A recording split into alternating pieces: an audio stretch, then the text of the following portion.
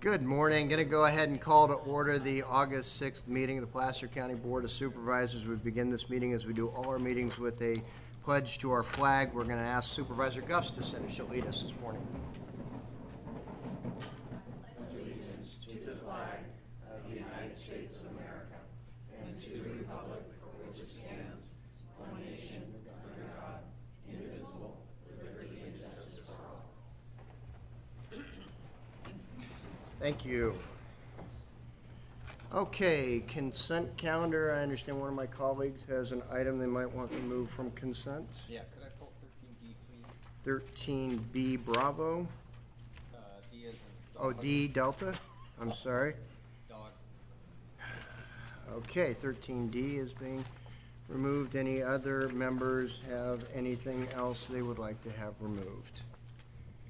Seeing none, any members that I'm getting to the public, I always check with my colleagues first, and then we see if there's any members of the public that have anything on the consent calendar they would like to have removed. I do. I'm looking for the number of the item. It had to do with I'm sorry, I need your name for the record. Cheryl Berkema in Granite Bay. I would like to remove, I'm looking for the item for pay raises. Oh. I'd like we to have discussion on that, two please. unclassified employee step increases. Those, item 13A, 1A and B. Those are step increases. Is that what you're talking about? No, it had to do with the reporting of underpayment and overpayment of raises. Oh, that's item 9. That's our auditor's item. Yes, That's thank you. item 9A1. Is that the item? Yes, please. Okay. Thank you. All right, thank you. Okay, we've been asked to remove item 9A1 and item 10D. Anything else? All right, see, I'm sorry? Oh, I'm sorry, 13D. I apologize. Thank you. 9A1, 13D. Thank you very much. If there's nothing else, do I have a motion on remainder of consent? Let's kind of cancel each other out. Okay. So we'll go motion Gustafson and second Holmes. How about that? And just as a reminder, with these consent items, the board is convening as the Placer County In-Home Supportive Services Authority as it regards item 10A. So if the clerk would please call the roll. Gore? Wygant? Yes. Holmes? Yes. Gustafson? Yes. Euler? Aye. Okay. Supervisor Wygant, you asked that item 13D be pulled? Yes, please. Lindy, would you please come up to the microphone? Lendell Gray, who's been working with me for quite some time, is actually going to be moving to Oregon. But her roots in rural Lincoln, old Lincoln, go way back. And so it's been a real pleasure to work with you, and I want to read this commendation and then give it to you, Lindy. Whereas after more than 13 years of dedicated service, Dr. Lendell Gray has announced her retirement from her position as the Assistant Director Aide, District 2, that guy Wygant. In this position and through many volunteer positions throughout the years, Lendell Gray was given the Lincoln community and Placer County as a whole decades of invaluable service. Whereas while serving as Assistant District Aide, Lendell skillfully coordinated all aspects of the two municipal advisory councils that serve District 2, Sheridan MAC and the rural Lincoln MAC, always focusing on making sure community members were informed and involved and consistently going above and beyond to serve as a trusted resource and for the residents. Whereas Lindy's one of her most valuable contributions to the community was her dedication to the preservation of Old Fruitvale School, which had fallen into actually horrible disrepair after it was closed in 1946. After being purchased by the community in the 1970s and renovated over the years, the school has served as a gathering place for the community since the early 2000s. Lindy has served for many years as the program director of the Living History program offered at the school, which includes summer and after-school curriculum focused on local agricultural history and outdoor education. Additionally, Lindy and her family worked with Placer County and the Placer Land Trust to ensure their family farm was preserved as an example of agricultural history in Placer County. Lindy has worn many hats throughout her professional career, serving as both a university professor, cattle rancher, in addition to her work as assistant district aide, and has served on the board of directors for Placer Grown, High Sierra Beef, and as the agricultural representative on the Placer County Economic Development Board. She also coordinated the Farmer-to-Farmer Exchange Program with farmers and ranchers in Bulgaria, and has been a longtime leader and champion of Lincoln High School Future Farmers of America program. And whereas Lindy's contributions to our community are immeasurable, the relationships she has built with our region have brought about changes that will benefit the residents of Lincoln and Placer County for generations to come.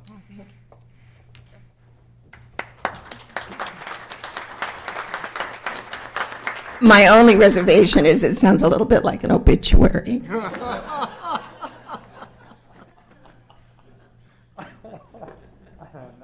Not yet.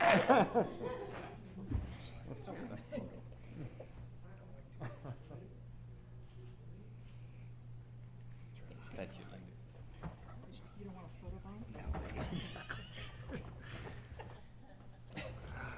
Thank you, Supervisor White. I appreciate that. Nicely done. Okay, the other item that we were asked to remove from consent was item 9A1. This be your time to address the board on that item, please? And again, if you would please, for the record, identify yourself. Yes, Cheryl Berkema, Granite Bay. The reason I wanted to bring this up was that the language used in the auditor's report gives responsibility to different areas. So there is an area for employees, and then there is an area for departments. And I would note the subtle language change. Departments are nebulous entities. They are not department heads or supervising managers. And I think that the accountability should be for those department heads. Anytime there's a raise, if there's an error, that step increase was put forward by a manager. And so I think they should be accountable for any errors in the system, and they should be responsible for ensuring that investigations take place. In terms of time limit of 3 years for repayment, I think the item should be repaid in full. These are taxpayer dollars. And so I think to put a cap on something that says, I don't know, there may be legal issues with that, but it seems to me that if you discover that repayment is necessary, then I'm not sure that time should be the criteria. It should be the amount that's due to the taxpayers. Also, I think in terms of the auditor's responsibility, that department heads are responsible, as I said, for this repayment. And I think that a forensic audit should be triggered by anything that involves a department head. So a lot of times there may be the department head, the auditor may report to the department head. So I think there's a conflict of interest there with putting the onus on an auditor without having an activity that's triggered that would be managed according to that. And I think if department heads are involved in any forensic audits, that should go to the state attorney general.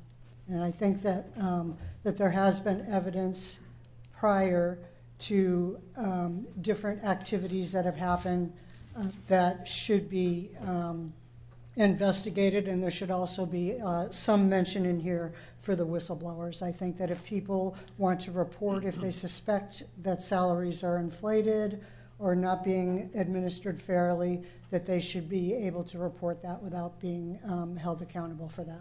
Thank you. Thank you. Mr. Sisk, any comments on this?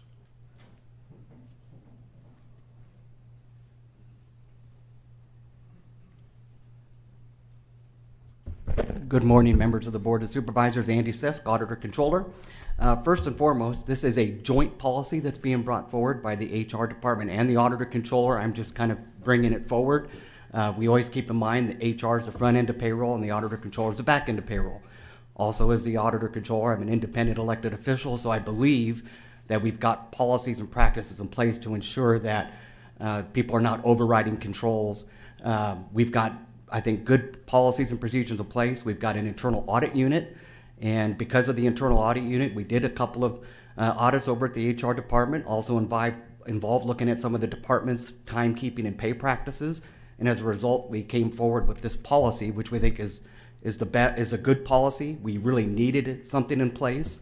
Yes, we agree these are taxpayer dollars. If we overpay somebody, we want to collect that right away, but there is legal guidelines that we have to follow. We just can't withhold that money out of a paycheck. So that's why we have the 3-year repayment period. We try to collect it right away. Most employees do pay it back right away, but there are some that do claim hardship and they repay it back over a period of time. We also have a whistleblower policy, so anybody in the county that has issues with pay practices should call the whistleblower hotline. Thank you very much. Board members have any questions of Mr. Sisk or any other questions on this item prior to our board entertaining a motion? Supervisor Gore? Just one quick question. Thank you, Andy. The question about going back no more than 3 years, is that a legal thing? What was the decision about 3 years? It's a legal thing. It's a statute of limitations, 3 years. Either if it's overpayment or underpayment, Okay. both ways. Thank you. All right. What's the pleasure of the board on item 9A1? A motion Holmes, second Wygant. All in favor, please say aye. Aye. Opposed? None? Thank you very much. Okay. We'll now jump back to the regular calendar here and go to public comment. This is the time any member of the public can address the board on any item that is not on the agenda. Understanding the board cannot take action on items raised under public comment. Please identify yourself as you step forward and try to keep your comments to 3 minutes. Good morning, sir. Good morning. I'm here on a very, very serious matter. I stand before you asking for transparent, open, and honest government. All I ask is that the due process guaranteed through local and state laws, I can't see without that, as well as through the oath of obligation taken by each supervisor when accepting their responsibility be followed.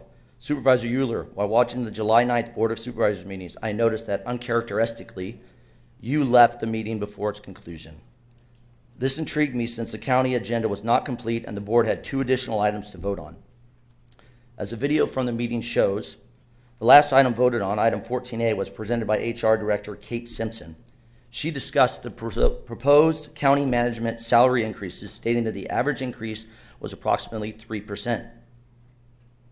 She explained that 2 positions, the dispatch service manager and the personnel services manager, were outliers with 10% and 11% pay increases. However, she did not mention the 25-step increase for the assistant director of child services. It is very curious that Ms. Tamara Euler, the current assistant director of child services, according to Transparent California and the county website, received a jump of 25 steps with an increase of 25 to 30% additional pay, significantly more than the other 2 positions presented. In addition, the increase is subject to review upon exit of the incumbent. This would appear to indicate that it would revert to its old step grade when vacant. How is this open and honest government? Not even mentioned, by the way. Not even mentioned in the presentation or by anyone in this Board of Supervisors. It is my understanding that the FPPC, as well as county guidelines for conflict of interest, require you to recuse yourself and explain the reason for your conflict so the Board of Supervisors can decide whether you should remain on the dais, sit in the audience, or leave the room. I'm not going to read the code. I would think that this board will require some discussion as why this increase would be reviewed when the position was vacated and why Supervisor Euler was not asked to recuse himself. Board, aren't you concerned that this didn't come to light? I am, as a taxpayer, certainly concerned that this didn't come up. That's a huge pay raise. And for one person, and we talk about 10 and 11%, yet we do not talk about someone on the board's immediate family. And what about county council? Doesn't there have to be FPPC regulations and county guidelines that need to be followed? How is temporary absent permitted rather than the FPCC require recusal? And I put the FPPC here, the county code, and all the information from there. This is not open and honest government. We are guaranteed the right to know how and why decisions are made and how our tax dollars are used. Taxpayers should not be your piggy bank. And the final thing I'll say is, I don't have any pleasure in coming up here, Kirk. I don't take any pleasure in taking time off Friday, coming up here and reading. It's not something that I enjoy. I do it because I think you need to be held accountable, everyone on this board. Bonnie, you took the dais when Supervisor Euler stepped down. So it has obviously been discussed somewhere before it came up to the board meeting. And I think there should be some sort of investigation about why this occurred and why it's not open and transparent. Because those are my tax dollars their tax dollars and everyone else in the county. And it's not just, hey, free for everybody. Thank you. Council has any interest in? No? Okay. Good morning. Bradley Cutler, Granite Bay. I'm up here today to discuss a pattern of practice that appears to be prevalent here. As you know, we've been here many times regarding Tree Lake. And originally, I was surprised when we saw earth movers plowing into the wetlands next to the Tree Lake Park. And the endangered species were miraculously all gone. No longer there to hinder the development of Commissioner Moss. I was surprised to be called names by the inspectors who derided us and told us we didn't know what a wetland was and labeled us as just nosy neighbors. I was hopeful, however, when we responded with a written objection and 50 signatories from our neighborhood. But despondent that we never heard from them for months. When we got one 2 months later, it was full of meaningless references and disconnected half-truths to confuse and delay. And their job was accomplished. Time had gone, damage was done. We were outwitted by a very slick and devious team that had no intention of representing or responding to our neighborhood. I was shocked when the applicant of our planning commissioner, our planning commissioner, used his power and influence to direct county employees on what to do on his application. I was insulted when 20 truckloads of asphalt were dumped on the approved open space and seeped into the water systems of Linda Creek. I was alarmed when mounds of wood chips, finally left there for many months, caught fire underneath the power lines. And I'm still in disbelief that the commissioner reaps the benefits of discounts on his real estate taxes on something that's been going on for 20 years.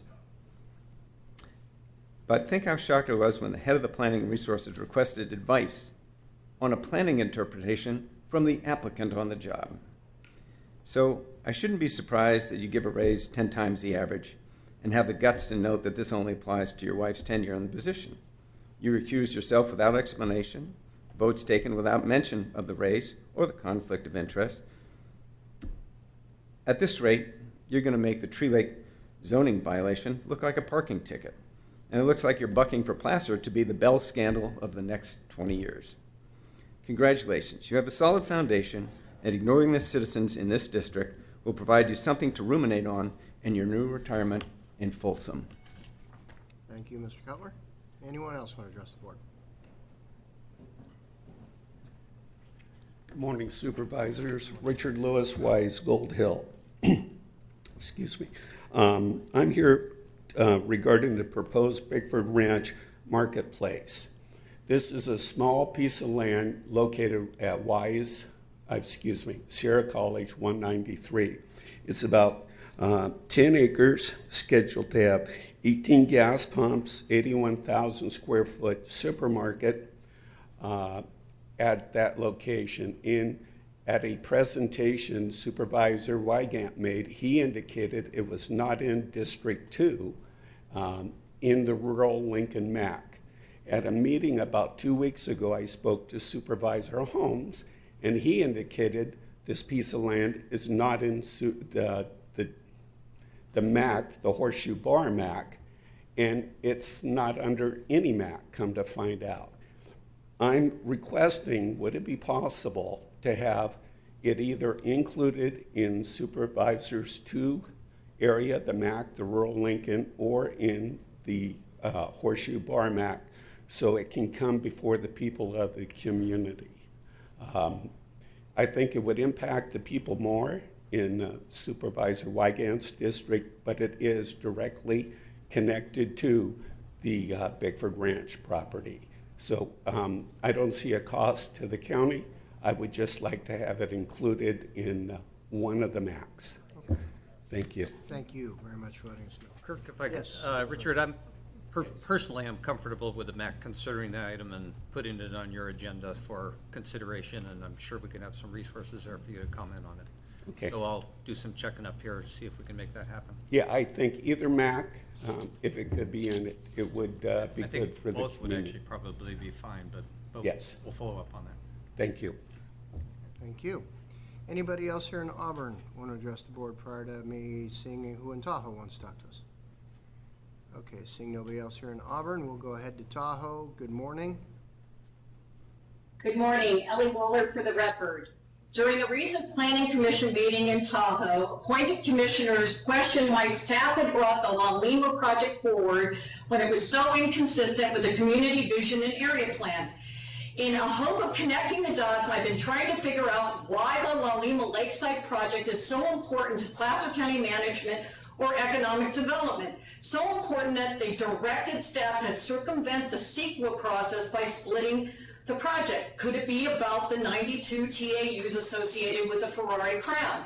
Economic development went through some extraordinary measures during the area plan process to craft development incentives, one being the county obtaining TAUs for future sale to developers to kickstart new development. Tahoe City Lodge was the first major recipient at a cost of approximately $880K to be paid back by TOT. Neither the developer or staff has answered where the 92 TAUs may be utilized from the Ferrari Crown, or how the purported reductions in environmental impacts are realized if the TAUs are repurposed to another site. If the TAUs are not retired, the Lima project then becomes additive and must be a part of the cumulative environmental analysis that includes the 10 Lakeside project. One could assume that the proposed 100-unit Mountainside Hotel that was originally proposed will be the recipient as part of the larger redevelopment package for La Lima. With that said, county staff reported a pre-development package of the hotel, but no application. The Kings Beach Center project, the Clark Group, is desperately in need of TAUs as this site has very few entitlements. Could we possibly be in a situation where economic development and or the CEO's office is pressuring staff to move La Lima forward in order to transfer those TAUs to the Placer County Kings Beach Center Hotel project?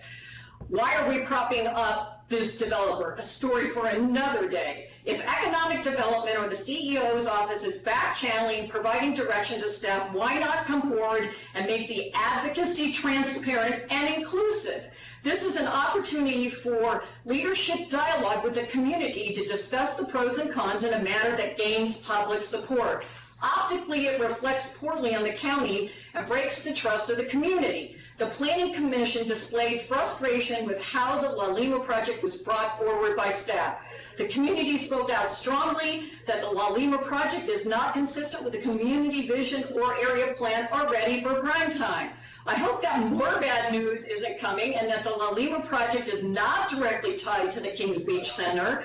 We all remember the rocky start when the Kings Beach Center, with economic development and facilities, selected developer via a non-competitive process without community engagement. Board of Supervisors, if management is telling you that this is the way to package and deliver projects in North Lake Tahoe, you are being misled. Pushing the La Lima project to help mishandle Kings Beach Town Center project would represent the poorest level of project planning possible. It's hard to imagine that the La Lima environmental document could withstand a reuse of the TAUs, and it's easy to see significant delay to the Kings Beach Center if the project is inheriting a limited environmental review from La Lima. You gotta ask yourselves, what's going on? Should we take a step back and revisit these two projects before we get too far down a path of pain for everybody? Thank you for the opportunity to speak before you today. Thank you. Anybody else in Tahoe want to address the board? Yes, good morning, Supervisors. Chris Egger from Tahoe City. About a week ago, there was a community meeting about the Mayhouse property and the potential Dollar Creek crossing development here in Tahoe City on Dollar Hill. One thing that emerged was that there seems to be a directive of sorts to maximize the amount of development given this limited set of public funds that can go towards this. And I wasn't quite clear whether that came from the Board of Supervisors or the county generally. I think that would be a really responsible thing to do. Unfortunately, I think there are other variables in the equation that need to be considered, including site selection and community input. Part of the reason for this meeting last week is that there are quite a bit of community concerns and potentially opposition to what's been proposed. I believe that if you were to look at the three variables of what site should be used for a housing project of this sort in the area, how to maximize the return on public dollars, and community input, I think that if you considered other sites, that there may be a better site that would better permit for maximizing the use of public funds with far less community opposition and would allow for a similar number of units to be built. So I think that's something that should be seriously considered by the county. I also want to make a comment on the achievable housing definition that has been put forth by the Mountain Housing Council. So it seems to me that it's been implicitly adopted by the county. It came up 2 weeks ago at the Board of Supervisors with regards to the tourism master plan potentially targeting achievable housing by reallocating some dollars. And it's also come up in the context of the Nahas property and the Dollar Creek Crossing development. There are a lot of assumptions that go into the achievable housing definition. I don't think those necessarily serve our community well, and I don't think many people in the community realize what those assumptions are. I also want to say just one number is that under the achievable housing definition, households in the top 5% of the income distribution in the state of California would be eligible. That means that there would be public subsidies for the top 5% of the household income distribution in California, which I really am opposed to. Thank you. Thank you. Anyone else in Tahoe wish to address the board at this time? All right, seeing none rising in Tahoe, we'll go ahead and bring it back to the board. Thank you all for your public comment. Okay. Board member and county executive reports. Anything anybody wants to add? Supervisor Gustafson. I wanted to report on a couple meetings that have been held over the last few weeks. Last night, Supervisor Holmes joined me up in Forest Hill along with a tremendous number of county staff. I thought the presentation was well done by Becky, Rebecca, and Holly. I thought I saw Holly out here earlier. Really a well-done presentation. I know the Forest Hill folks still want more information, but we're working on that. But I wanted to commend staff for their efforts in that meeting. Also, yesterday I took a tour with Brett Story and PCWA of the French Meadows project, and I wanted to thank the county for our leadership in working to treat those areas as well. So great job there. And then finally, as you just heard in public comment, there was a meeting on Dollar Creek Crossing, Nahas project. Last week, again, county staff did an excellent job, I think, changing the tone of that meeting and expressing our interest in making sure that we have a lot of public dialogue with the community to make for a successful project. So I wanted to thank staff on all that, all those meetings. Thank you. Mr. Leopold? Yes, I just wanted to give a quick update. We had a survey that went out to residents around the county regarding fire insurance. I know this can be a continual concern and issue for us. We've had a great deal of responses. Actually, last I saw was a little over 1,600 residents have responded to date. I'm going to have a final report for you at our next board meeting. I'll give an update on kind of what the outcome, some of the key findings we had. Really a good opportunity for us to advocate for our residents around this topic that continues to be a key issue. So as soon as I get the final numbers, I'll be able to share that with you at our probably our meeting in end of August here. Great, thank you very much. All right, we're going to go ahead and move to our 9:05 timed item. This is a public works item in regard to an annexation into County Service Area 28, Zone of Benefit 173, Dry Creek.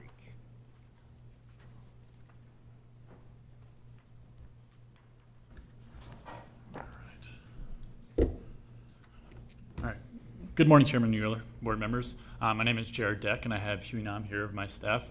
We are here on behalf of Environmental Engineering Division to present the next two items, both annexations. The first annexation is the Roseville Vineyards annexation. As stated on the board memo, we're requesting the board to open a public hearing to adopt the resolution, which is included in the staff report, to annex parcel 023-234-023 into the boundaries of County Service Area 28, Zone 173, Dry Creek. The development is a 25-acre parcel located along Vineyard Lane. This lot is consistent with the Dry Creek Community Plan for the zoning for the area. The current annexation fee is for reimbursement to the CFD1 program and is $2,723 per EDU. The proposed minor land division is for 4 lots, totaling $10,982. Any further splits will require additional reimbursement fees in the future.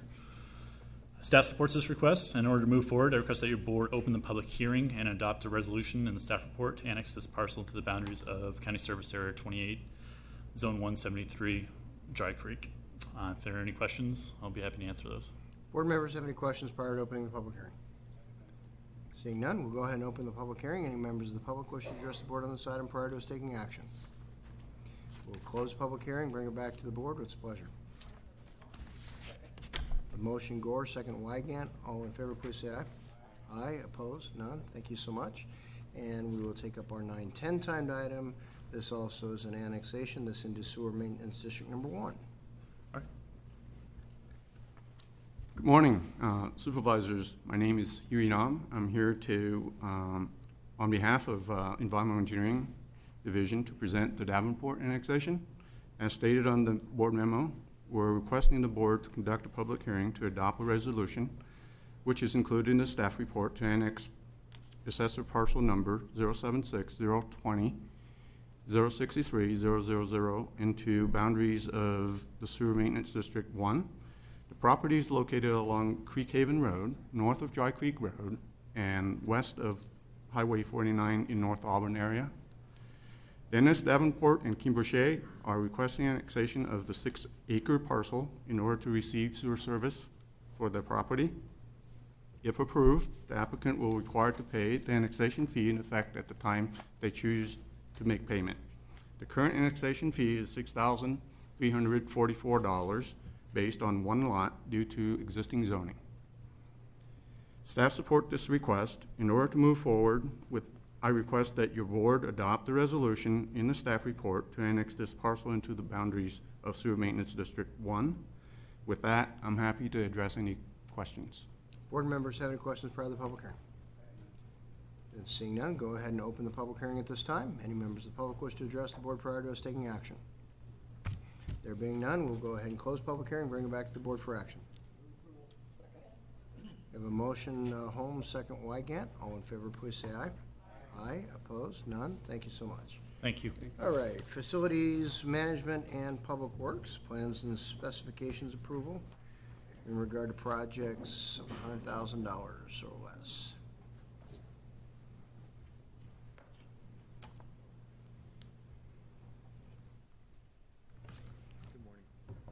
Yep, push the button. There we go. Thank you.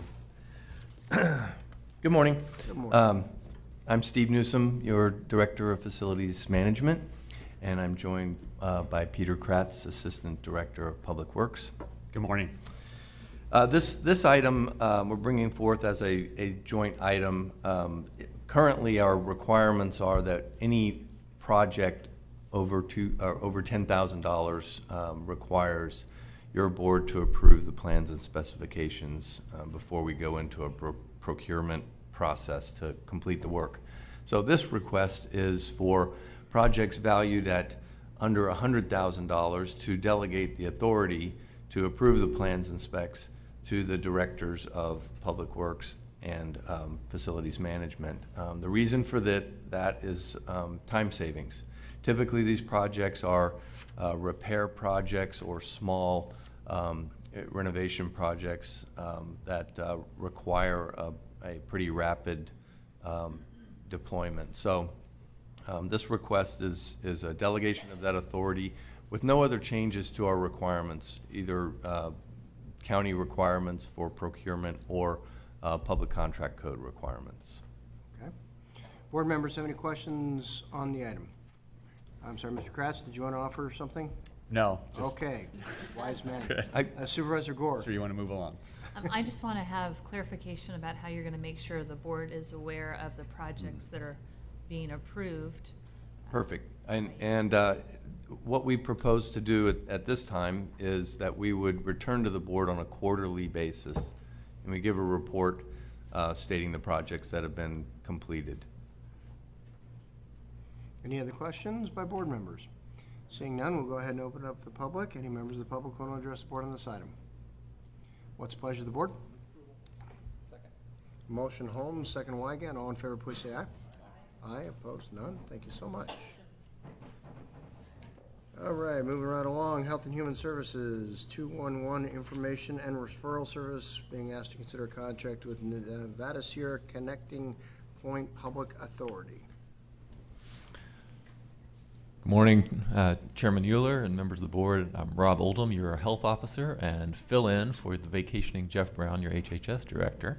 I'm here this morning with Raul Martinez, who's been the lead on our Connecting Point negotiations. We're here requesting your board approve an agreement with Nevada Sierra Connecting Point Public Authority, subsequently referred to simply as Connecting Point, to develop and implement Placer County's 211 information and referral services beginning August 7th, 2019 through June 30th, 2020 in an amount not to exceed $93,200, and authorize the Director of Health and Human Services to execute the agreement and sign subsequent amendments not to exceed $9,320, consistent with the subject matter and scope of work. 211 provides information and referral services online, over the phone, via text, regarding a wide range of different areas, including disaster assistance, senior care, employment, housing assistance, health and human services, and many more. There are well-established benefits to 211. It creates one place where residents can learn about community services and supports, diverts non-emergency calls away from 911 call centers, and provides decision makers with information about community needs. 211 systems cover 96% of California's population. Currently, Placer County is the largest county in California without a 211 service. At your May 28th board meeting, your board directed HHS to move forward in implementing 211 service. In response to that direction, we moved forward engaging our colleagues in IT and negotiating with Connecting Point, Nevada County's current 211 service provider. Connecting Point also currently provides homeless coordinated entry services for Placer County, including shelter referrals and vulnerability assessments. Provided your board approves this agreement, HHS will work with Connecting Point, IT, and others on several startup activities, including establishing a resource database, creating the 211 phone systems and webpage, and developing an outreach campaign. We'll also submit an application to the California Public Utilities Commission, a requirement for all prospective 211 providers. Application approval can take some time, yet our goal is to launch the full 211 service in 2020, if all goes according to plan, the spring of 2020. Again, we're seeking your approval to execute a contract with Connecting Point, an amount not to exceed $93,200. Here also in the audience are Ann Guerra and Tim Giuliani from Connecting Point, and I welcome any questions you may have. All right. Members of the board have any questions? Supervisor Gore. Thank you for the update. It's really nice to see that we're moving forward with this. A couple things. So these are the initial startup costs, correct? That's correct. And then there'll be ongoing annual costs. That's right. For the service. Do we know what those? I know Jeff Brown has shown us sort of an idea of what that's going to look like. And do you know if we've made any progress with the other jurisdictions, the local cities partnering in those ongoing costs? Yeah, so first, as far as the ongoing costs, and they're dependent on the usage, which I think in the first, the startup will determine more what our usage looks like. But estimated, I saw an estimate of about $110,000. Is that correct, Raul? And as far as from the other jurisdictions, we have received some commitments, for instance, from our First Five Commission. We can access Mental Health Services Act dollars. But as far as some of the other jurisdictions, like the cities, I think that's still to be determined what funding we can get from those jurisdictions. Okay, thank you. My name is Raul Martinez, and if I could just add too, so there will be approximately about $110,000 worth of operating costs. In addition to that, there would be roughly, give or take, about $10,000 for the resource database. So put that together, about $120,000 a year. Yeah. Okay, Supervisor Holmes. Yeah, thank you for bringing this forward. This is a major hurdle. I want to thank Health and Human Services staff and CEO staff, particularly Becky Reagan, for finally getting us to this point. And so I'm really in support of this. I have to recognize Bev Anderson, who has been pushing this ever since I took the oath of office. And so thank you for the steadfast approach and never giving up. And so I'm just happy that we've come to this point. Thank you. Thank you. Supervisor Gustafson. Well, I wanted to echo that, and especially Bev. I know yesterday morning we talked about how excited you were. We were finally getting this forward, so thank you for your efforts in championing this. I did have a quick question on the timing. You said spring. Any guesstimates on spring? What time of spring? Beginning, end? Not sure. Okay. And part of that is contingent on when we actually receive approval from the California Public Utilities Commission. Okay. So once we submit the application, it can take anywhere from 3 to 6 months. So it depends primarily on getting approval from CPUC for us to hit the go live button and making sure that we have everything else in working order. Great. Well, just let us know if we can be of assistance in influencing a rapid response on that. Wonderful. Thank you. And we'll keep you abreast of when we actually submit that application as well. Thank you. Thank you. Okay, Supervisor Gore? And just one last thing, I don't think there are any other questions. I just want to say thank you to Dr. Olin for all your work with the county. I know this is your last board meeting, you're moving on, but really appreciate your work with our public health department and all that you've done. So I wish you all the best as you move forward. Great. Well, thank you, Supervisor Gore, and all the members of the board and everyone for the support. Yeah, I'll still be your health officer until you name another health officer, so I'm still on the hook, but I do start with Sutter next week, so thank you. All right. Any members of the public want to address the board prior to us taking action on this item?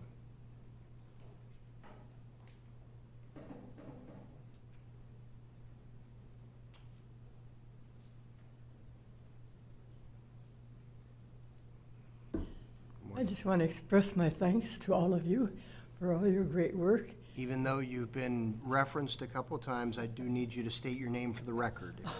Bev Anderson, Thank you. 28320 Secret Town Court, Thank you. Colfax, California. And I just want to thank you for coming.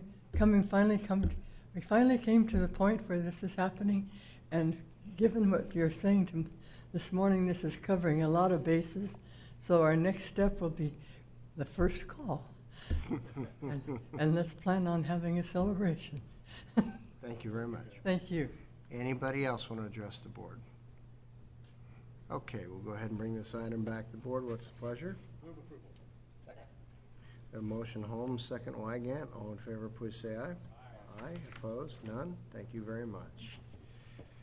All right, also an HHS item. This is Housing for a Healthy California project application. Good morning. Good morning.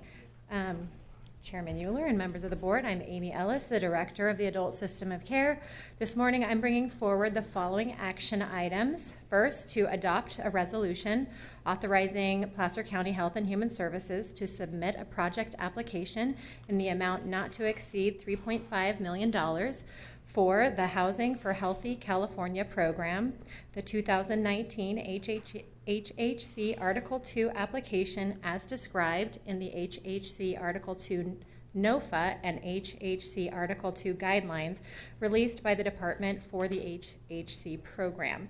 The second would be to authorize the Director of Health and Human Services to sign the associated agreements, subsequent amendments, and related documentation with risk management and county council concurrence. And lastly, to authorize the Director of Health and Human Services or designee to implement the Housing for Healthy California program, HHC grant funds through individual transactions not to exceed $10,000 with county council concurrence. So the Department of Housing and Community Development is authorized to provide approximately $60 million, $20 million maximum available per applicant from the Building Homes and Jobs Act Fund to counties for permanent supportive housing for individuals who are chronically homeless or homeless and a high-cost health user. The intent of this pilot program is to allow individuals experiencing significant barriers to housing stability to benefit from supportive housing opportunities while decreasing their utilization of emergency departments, inpatient care, and nursing home stays. Health and Human Services plans to request funding for long-term rental assistance in the form of housing subsidies. These subsidies will be partnered with existing and future permanent supportive housing projects under contract with Placer County to help retain residents' rental payments at 30% and 40% of their income. Let's see, funding may be used to provide subsidies for periods up to 5 years, subject to renewal grants. Placer will learn if we were successful in this competitive grant opportunity in December of 2019. Any questions? Questions by board members? No? Okay, all right. Any members of the public have any questions on this item? Seeing none, I've been advised by council that in one motion, we can adopt the resolution, authorize the signatures on the agreements, and also authorize the implementation of the program. So what's the pleasure of the board? We have a motion, Gore, second Gustafson. All in favor, please say aye. Aye. Opposed? None? Thank you very much. Moving on to a grant award, Board of State and Community Corrections, Proposition 47. Yeah, for this next item, I'm going to invite Dave Coffrin to join me, and we're going to move over to the table. All right.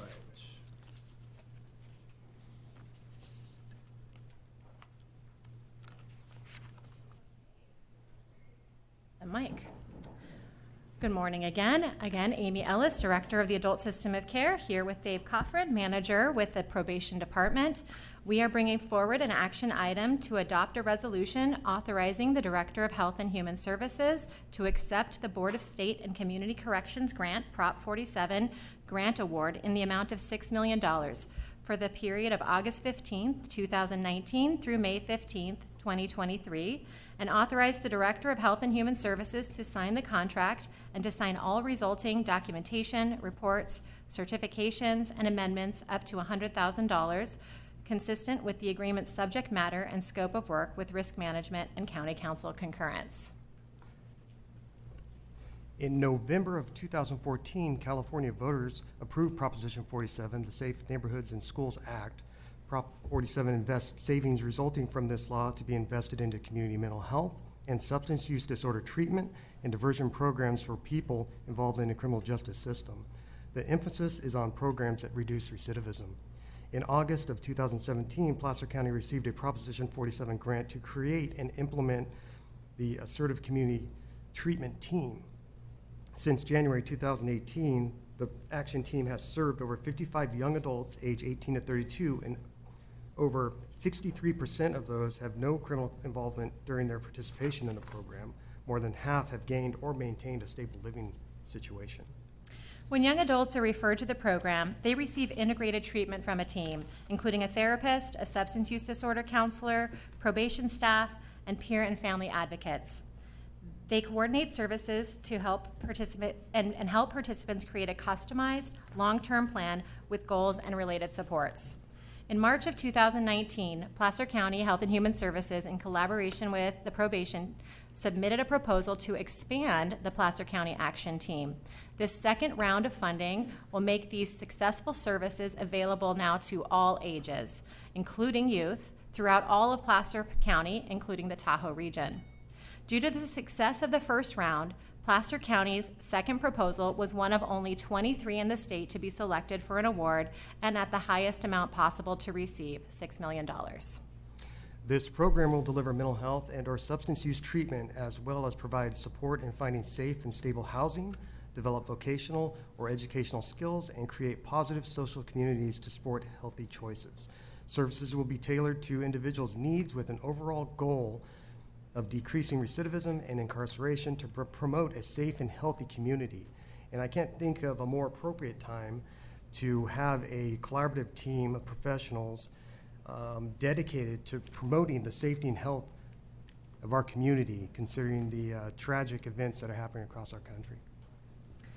The expenditures in the amount of $1,823,492 related to the first year of this grant are included in the fiscal year 19-20 budget through a final budget adjustment. State funding for the total of $6 million will be received from the grantor, and no county general funds are required. There's also a great video that was just produced that will be on Facebook and other entities, so we encourage you guys to check that out, and you can hear some stories from some participants. Any questions? Board members have any questions? I don't see any. Any members of the public have any questions of this item? And seeing none, we are being asked to adopt a resolution authorizing the acceptance of the $6 million grant. What's the pleasure of the board? Motion Holmes, second Gustafson. All in favor, please say aye. Aye. Opposed? None. Thank you so much. All right, moving right along. Item D, intensive trauma-focused services, contract amendment with Children's Receiving Home of Sacramento. Good morning, Chair Euler, Supervisors, Mr. Leopold, Ms. Schwab. Twyla Abrahamson, Director for the Children's System of Care, and I'm pleased to be here today to present these items. The Children's Receiving Home of Sacramento responded to requests for proposal over 5 years ago in 2014 after 2 years of regional and local conversation and planning. Since that time, the Children's Receiving Home has provided effective services to approximately 6 to 8 very young children, the ages of 2 to 5, at any one time on average, in both a preschool setting and in the home with their families. The total children served in any 1 year has depended, of course, on the length of service, but 15 children were served in fiscal year 18-19 for an average of 158 days. Staff members have been carefully screened and selected for this program and are provided with specialized training to deliver intensive, effective trauma-based care to these very young trauma victims. This program, some of you know in the community, is Sprouts. Approval of this contract amendment and funding will allow the Children's Receiving Home of Sacramento to provide services to an additional 4 to 5 children and families over the rest of the contract timeframe, depending on their length of service. So we're requesting that your board take the following action. Approve a contract amendment with Children's Receiving Home of Sacramento for the period of July 1, 2018 through June 30th, 2020 to provide intensive trauma-focused services to children ages 2 to 5 and their families, increasing the funding by $110,000 to a total amount not to exceed $552,225. Authorize the Director of Health and Human Services to sign the amendment and to sign subsequent amendments up to $55,222, consistent with the current agreement's subject matter of scope of work with risk management and county council concurrent. Total expenditures under this contract, as I said already, are $552,225 and are included in the department's fiscal year 2019-20 budget. Funding for this contract consists of $530,136, or 96% federal and state funds, and $22,089, or 4% of mandated county general fund match. The increase is from the Mental Health Services Act funds. I would be happy to answer any questions, and thank you for your consideration. Board members have any questions on the item? Seeing none, any members of the public have any questions on the item? All right, what's the pleasure of the board on the contract amendment? Motion Holmes, second Wygant. All in favor, please say aye. Aye, opposed, none. Thank you so much. And moving on to child abuse prevention activities, services to improve child and family outcomes and promote well-being, a contract with Kids First. Thank you. Twyla Abrahamson again for the Children's System of Care. California counties are required to convene and support a local child abuse prevention council. For 30 years, Kids First has effectively delivered this community-based outreach and education to parents, caregivers, and other professionals. These services include operation of family resource centers in Auburn and Roseville, including the delivery of counseling, parent education, and assistance in accessing other services. And I know Supervisor Gustafson has exited just for a minute, but the Tahoe, just to note, the Tahoe Family Resource Centers are operated by the Tahoe Truckee Community Foundation. Kids First also data gathers, analysis, and reports for the entire county network of family resource centers, provides public service information to help daycare, preschool, and other childhood providers in support of families so that they have the most accessible and available resources in their own communities. They provide assistance to families and parents directly to advocate effectively for their children in obtaining health, education, medical, dental, mental health, and other services. In 2004, the state provided additional flexibility in its mandated Child Protective Services funding, which allowed counties the ability to engage families more proactively and help them find resources which would not have been possible before. The county's family resource centers have been very effective and efficient partners in delivering these prevention services to more than 5,000 families, parents, or caregivers last year alone. These services have further enabled parents and their caregivers to maintain their autonomy and prevent abuse and neglect, which also avoids the increased costs associated with further involvement with the child welfare or juvenile justice systems. So we were requesting your board take the following action.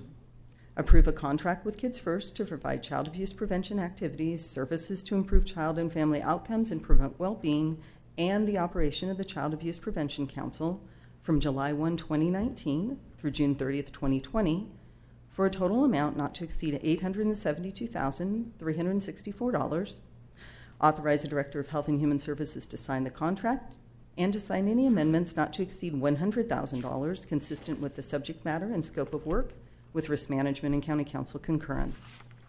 The expenditures of $872,364 are included in the department's fiscal year 2019-20 budget. The full amount of this contract is funded with the Children's Trust Fund revenues, along with federal and state revenues. No county general funds are required. So I'd also be happy to answer any questions that you have on this item. Board members, any questions on this item? Any members of the public? We're being asked to approve a contract with Kids First. What's the pleasure of the board? Motion Gore, second Gustafson. All in favor, please say aye. Aye, opposed, none. Thank you very much. Thank you. All right, moving right along. Safe Routes to Schools program along Highway 49 corridor, accepting funds from PCTPA.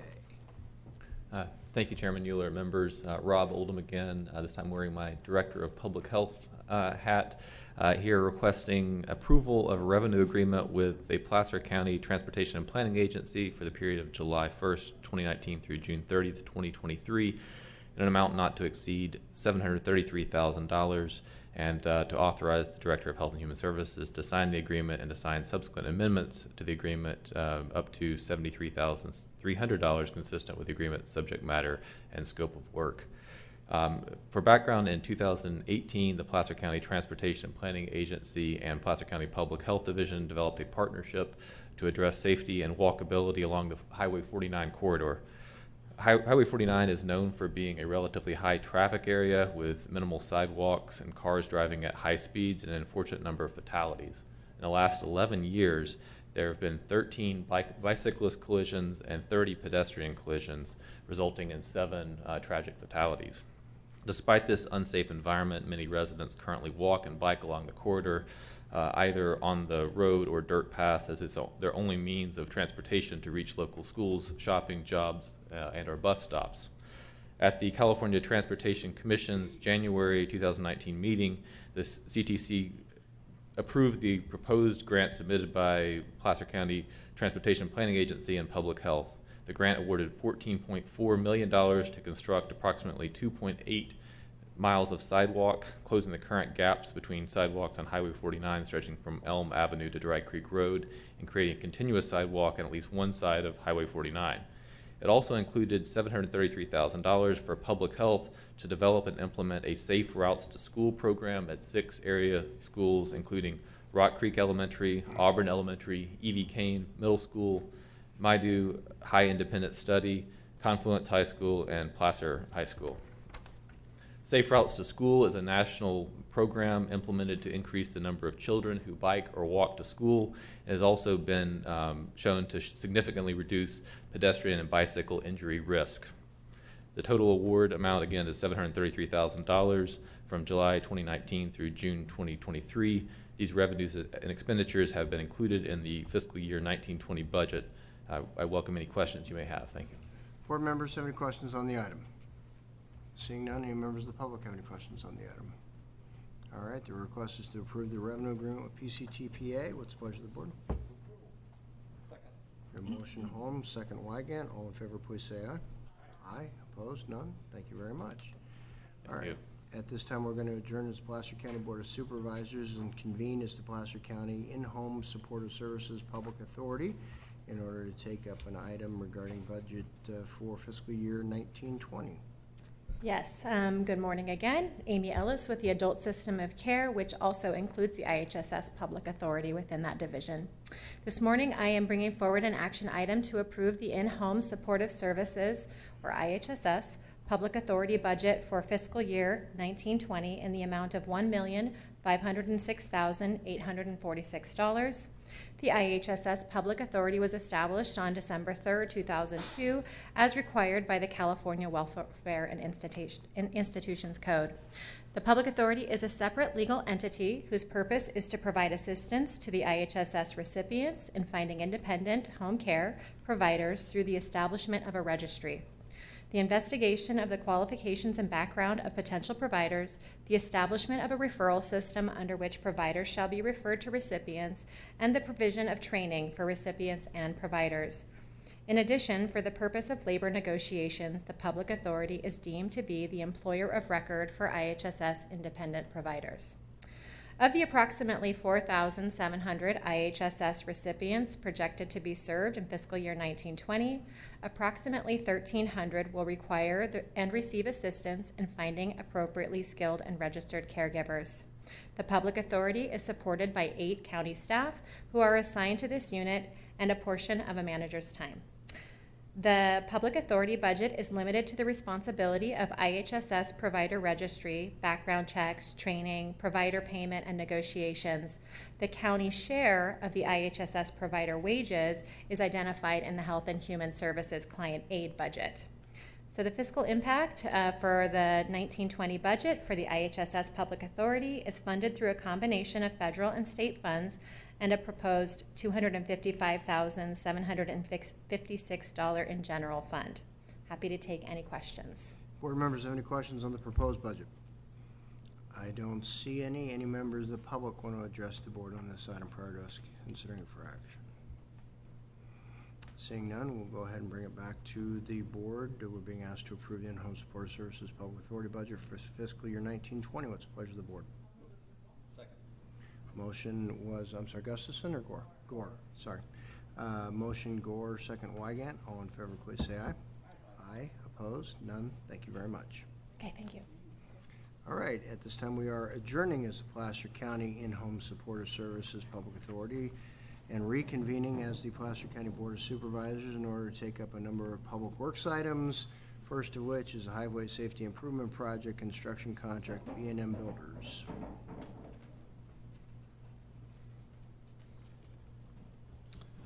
Hello, I'm Kyle Friedrich. I'm the engineer assigned to the HSIP Safety Improvement Project, and I'm here today to request that the board adopt a resolution awarding construction contract 001230 to the lowest responsive and responsible bidder, B&M Builders, Inc. of Rancho Cordova, California, for the construction of the Highway Safety Improvement Project in the amount of $2,227,610 upon County Council and Risk Management concurrence, and authorize the Director of Public Works or designee to execute change orders up to $123,880 as needed.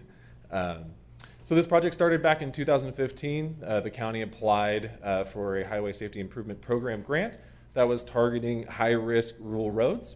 Using the traffic data collected during our yearly assessment, we identified 19 locations throughout the county that had a collision history, and we were awarded the grant. The target scope for the project is to resurface the roadway, put back retroreflective striping in locations where collisions occurred at night. We're putting in street lights. During internal review, we identified the intersection of Cabot-Stallman and Auburn-Folsom as a location we were going to signalize in the future. So we decided to bundle those two projects together to efficiently use public funds for environmental and design. And collectively, we're hoping to, of the 19 sites, deliver 18 of them, hopefully in the next 2 months. The location that has the signal will be a little delayed because the materials for the signal equipment are about a 7 to 9 month lead time to get them. So hopefully early next spring we'll finish that site, but you'll see us doing the widening, but there won't be any up and running lights until later. So with that in mind, happy to answer any questions the board may have. Board members have any questions? Seeing none, any members of the public have any questions? All right, what is the board's pleasure on our Highway Safety Improvement Project? Second. Motion Holmes, second Wygant. All in favor, please say aye. Aye. Opposed? None. Thank you very much. And moving on to the next Highway Safety Improvement Project, construction contract with NV5 Inc. Correct. So now that we've authorized the construction, we want someone to augment county staff to help build it. So please adopt a resolution to approve and award contract number 00991 to NV5 for construction management services for the Highway Safety Improvement Project in an amount of $149,232 upon County Council and Risk Management concurrence, and authorize the Director of Public Works or designee to execute future contract amendments up to $14,923 as needed. Okay, board members have any questions on this item? Seeing none, public? And seeing none, what's the pleasure of the board on the construction contract with NV5 Inc.? Motion Holmes, second Weigand. All in favor, please say aye. Aye, opposed, none. Thank you so much. Thank you. Moving on, we are to item C, Auburn Creekside Highway 49 improvements. Execute restated and amended traffic fee credit and reimbursement agreement. Good morning, Chairman, members of the board. My name is Kevin Ordway with Public Works. I'm here today to ask that you adopt a resolution authorizing the Director of Public Works or designee to sign a restated and amended traffic fee credit and reimbursement agreement between the County of Placer and Auburn Pacific Properties for roadway improvements included in the countywide capital improvement program and constructed as part of the Auburn Creekside Center development. So in January, your board authorized our director to enter into the original agreement. We did. Subsequent to that, Caltrans released their Highway 49 project. Their construction project was constructing a lot of the same improvements we intended to do, and then they provided the opportunity for us to enter into a cooperative agreement with them, which your board authorized at the last board meeting,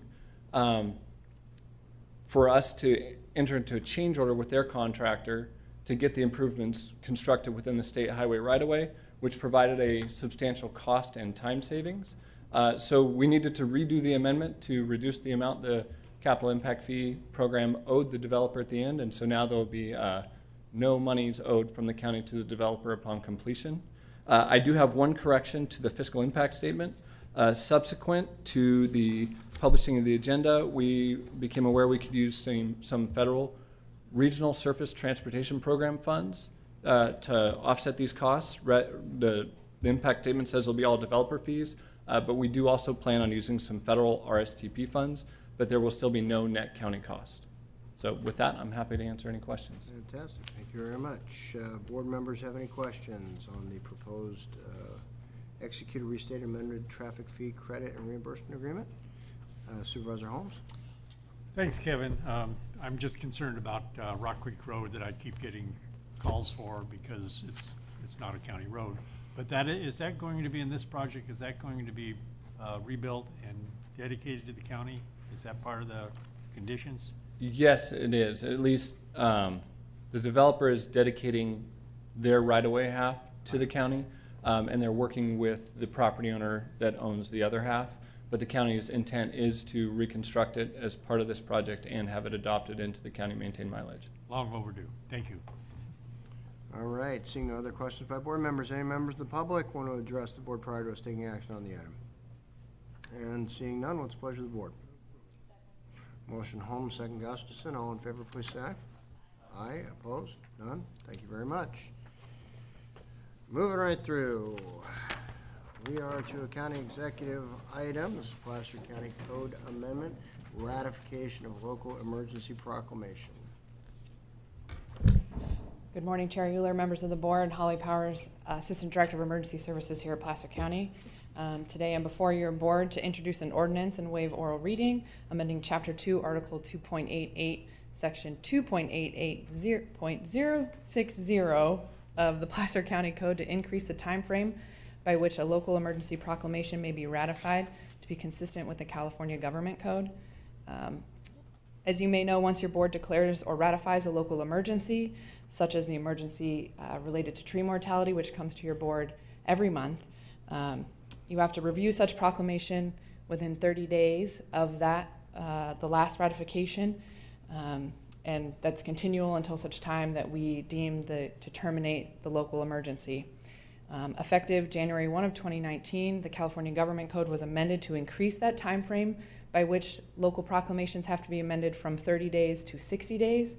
And in order to streamline our efficiencies here at the county, we would like to do the same and ratify our code in order to move it from 30 to 60 days. So I'm here before your board to introduce this ordinance, amending Chapter 2, Article 2.88 of our code to move the time increase from ratification of our local proclamations from 30 to 60 days.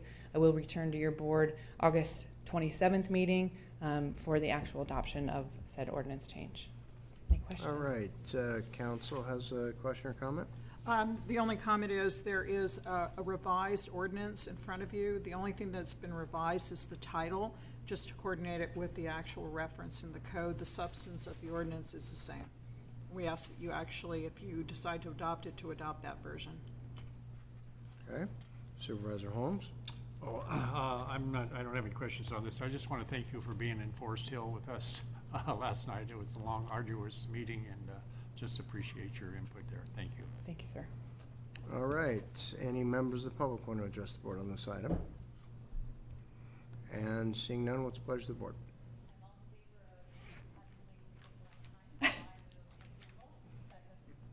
Okay, motion Gore, second Gustafson, with appropriate commentary. All in favor, please say aye. Aye. Opposed? None. Thank you.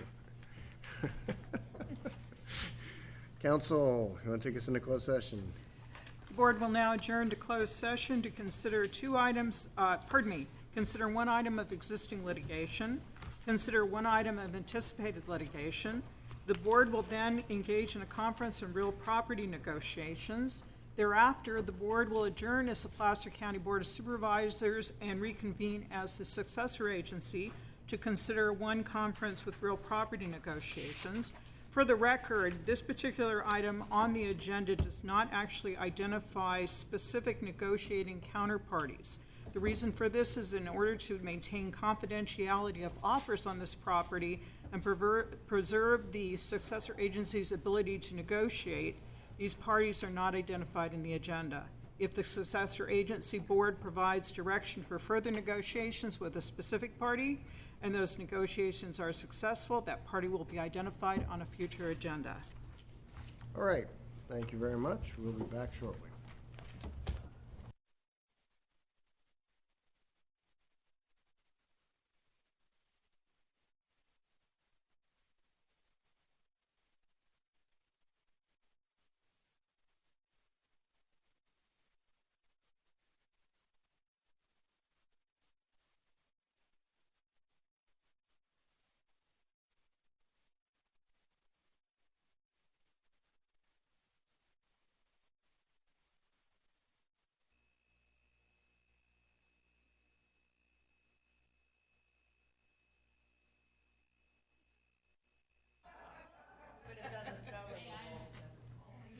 She's alive in there. Let's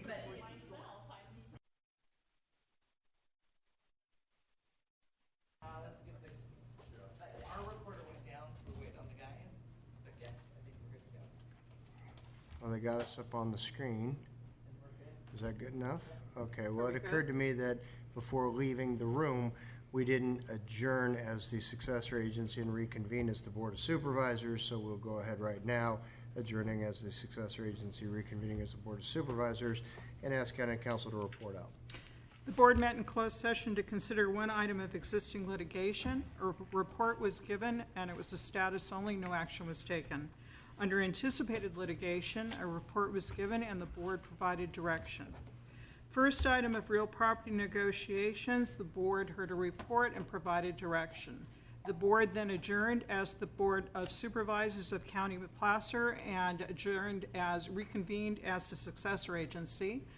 As the successor agency, the successor agency board heard a report and provided direction, and as noted by Chair Euler, then we adjourned as successor agency and we're back as the board. That concludes the report out of closed session.